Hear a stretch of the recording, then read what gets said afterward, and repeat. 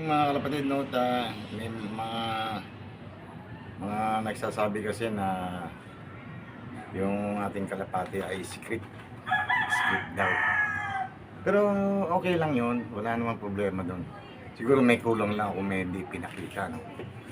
At pakikita natin para masabi na hindi script yung ating vlog, no. Kasi unang-una, medyo malungkot talaga ako nung araw na yun kasi hindi na-clock yung ibon.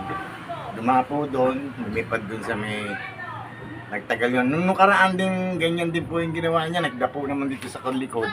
Ang tagal bago isang oras kalahati ang tinagal ng ano, kaya na-clock ng naging 900 lang yata yung speed niya eh. 800 plus lang. Ha? 800 plus. O 800 lang? Naging 1-1 yun eh. O dapat yun, nasa 1-1 yun eh, di ba? Ang tagal na dumapo dito sa likod. Kaya hindi rin ano. Yung ano yun, yung ano ba nung karera yun? Last race lang. Last race lang eh, di ba? Oo. Hindi dumapo ganun, nagkaroon siya ng kasi nga po yung kalapati na yan ay nagkaroon ng parang pagkainis, no? Dahil na tinanggal namin yung pares niya, no? Kasi yung pares niya hindi naman taga rito, taga ibang kapitbahay. Kaya inalis ko po. Kaya parang nagtampo, dumapo na nga dun yung kalapati. Pero yung kalapati niyan po, sinisiguro ko sa inyo, matulin. Dahil yung first race iwan na iwan po lahat talaga yung dito sa aming kapitbahay namin, mga iwan na iwan. Saka nung araw, sa buong ano, talagang dapat siya pa yung dapat nag-champion siya. Hindi na iklak dahil nagdapo pa rin, no? Nagdapo. Kaya yung may ugali siya na hindi dumidiretso dun sa kanyang loop, no? Medyo may dinadapuan siya kasi nga po meron siyang hinahanap na pares. Yun po yung mga naging dahilan kaya medyo talagang natatagalan talaga yung kalapatin pumasok sa bahay. Sa bahay niya, no? Kaya yung pong ano, hindi namin inaasahan na dumapo dito sa ano na yan. Pero duda pa rin ako baka mamaya hindi pa rin yun kasi nga ako talaga gusto ko sigurista po ako, gusto ko talagang pag lumanding dyan sa landing board kailangan meron tayong pruweba na siya nga yun, diba? Kaya medyo alanganin ako. Kaya nung lumipad siya papunta doon sa aming kabila, tinasabi nga nila mayot dyan na yung ibon ay dumapo daw doon. So wala na ako magawa, kaya hindi ko na rin pinansin kasi baka hindi rin sa akin yun. So ngayon, bumalik sa tingin ko, bumalik siya dito. Nakita niyo, sinabi ko, cut off na. Bigla siyang dumating, yun po yun ang kinalulungkot ko dahil na hindi siya naiklak. Kung naiklak po yun, baka maganda ang magiging record niya, no? Clock siya, no? Santa Ana. Kaso nga, di naman tayo sumasali sa mga pooling eh. Hindi ko kasi ugali po yung Bakit daw di kilak 500 yung speed? Di naman kami nagsali rin hindi ko ugali po yung maski tanong yun sa PHA, sa PHA, sa PFC, MMFC. Hindi po ako sumasali talaga ng pooling. Hindi po ako sumasali dyan. Dahil ang ibon ko ay hindi pang pooling. Pan-derby po ang ibon ko. Yun po yun, ha? Ever since, hindi pa ako sumali sa mga ganyan, mga side bet, yung mga pooling. Kahit magtanong-tanong kayo dyan, hindi po ako sumasali sa ganyan. So, ngayon, patutunayan ko sa inyo na dumating talaga yung ibon sa araw na yun, no? Sa araw na yun dumating. Kaya lang cut off. Yun po. Ha? Kaya tingnan natin yung si Darna ba yun? Si Darna, pinangalan ko na po sa kanya ay Darna.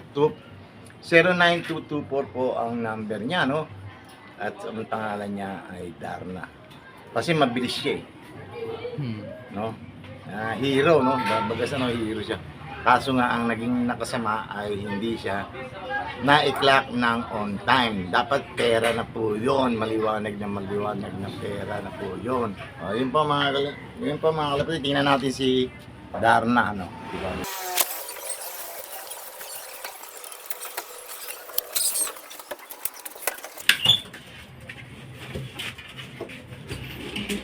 ba mga kalapatid, no? Titingnan natin si Dharma, no? Kung siya ay maayos pa, ha? Tingnan natin siya kung siya ay maayos pa. Pero sa tingin ko ay medyo hindi naman siya ganong pagod, no? Yung mga nagsasabi na bakit daw malakas yung ano, talagang malalakas po yung ibong ko. Hindi po sumusubsob yung ibong ko pag dumarating kahit malayo po, 400 kilometer lang may yun eh. 600 kilometer nga, di sumusubsob eh. 600 kilometers nga 700, di sumusubsob ang ibong ko. Yung 400 plus lang, kaso nga, medyo matagal yung nilipad nila. Pero hindi nyo makikitaan ng mga ibong ko na sumusubsob, ha? Malalakas po ibong ko. Kunin mo na. Kaya ko pong patunayan. Kunin mo na. Yun po si Darna, yun nasusulok. Yan po yung pwesto niya, no? Yan po yung pwesto ni Darna. Kunin mo, malayo eh. Yan.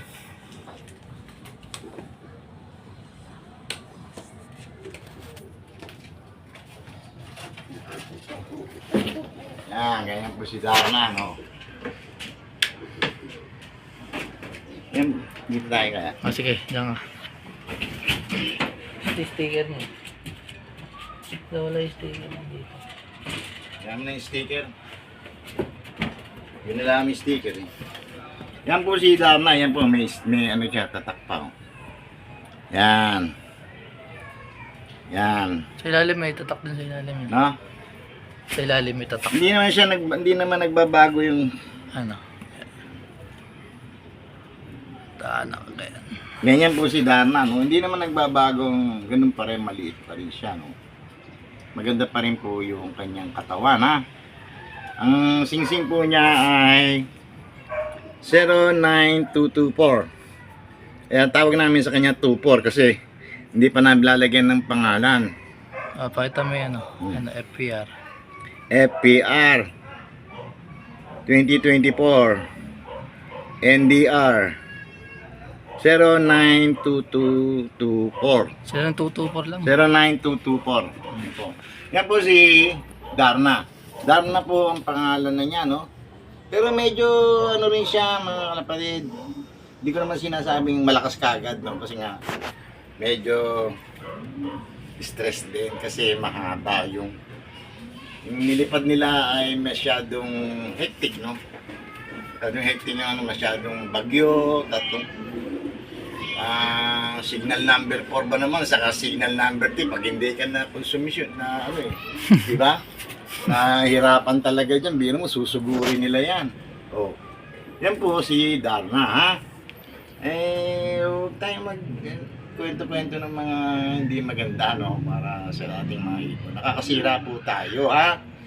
Yan po si Darna. Ano yung pakpak? Patay na. Darna, yan. Kulang pa isa. Kulang pa ng isa.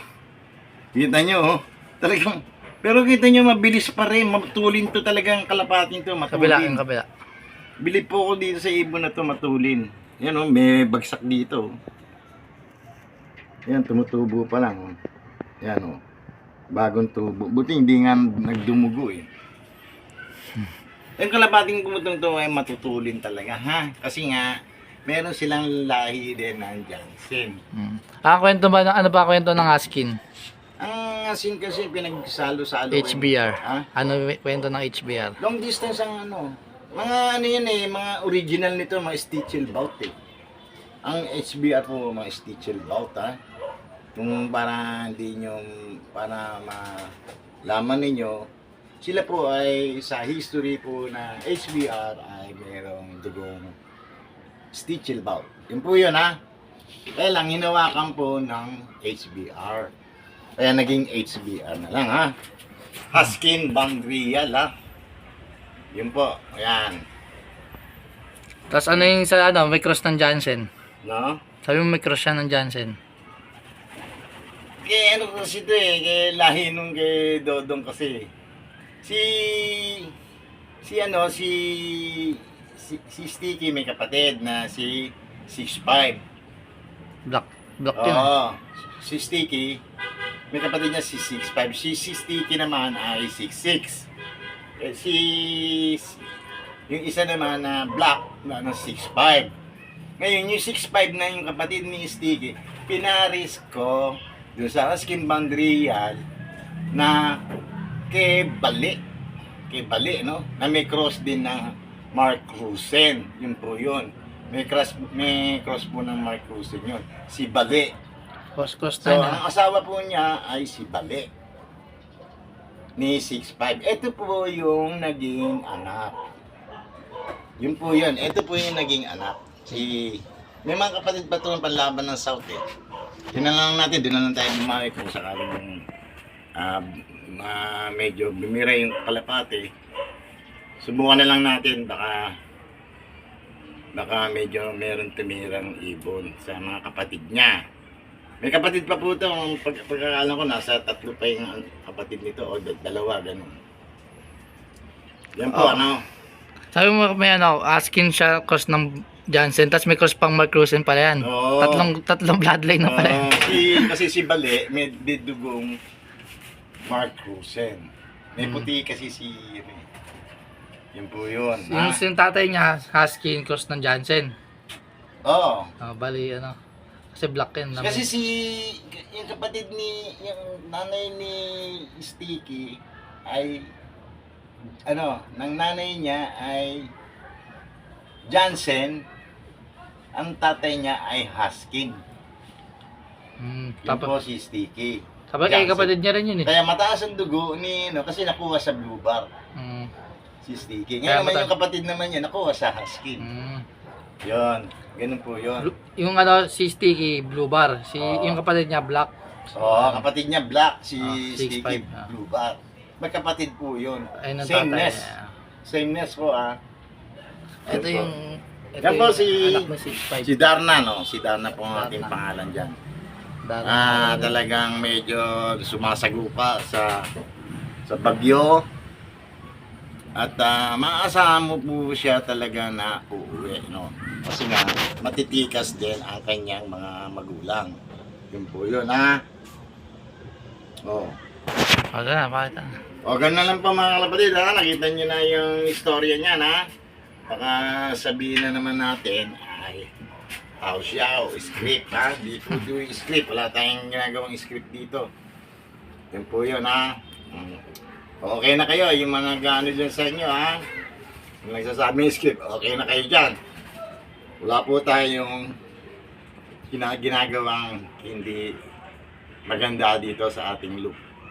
Super Mario loop. Yun po. Ganun lang po mga kalapatid at maraming salamat kahit papaano ay napakilala ko sa inyo si Darna. Si Darna ang babaeng palikera kasi marami itong naging asawa. Maraming nag-asawa, papalit-palit ang asawa nito eh. Kahit kanina ito, pumapatong, Yun po yun, no. Umupo, umupo. Doon lang siya nagkaroon ng dismaya doon sa black. Yung kapitbahay sa kapitbahay po. Hindi sa akin yung okay na. Sige, ganun lang po mga kalapatid. At sana po ay nasiyahan kayo sa aking vlog ngayon. At napaliwanagan natin yung mga medyo kumukontra dyan, no? At sana po ay huwag niyo makalimot mag-like, mag-share, at mag-subscribe dito po sa aking YouTube channel.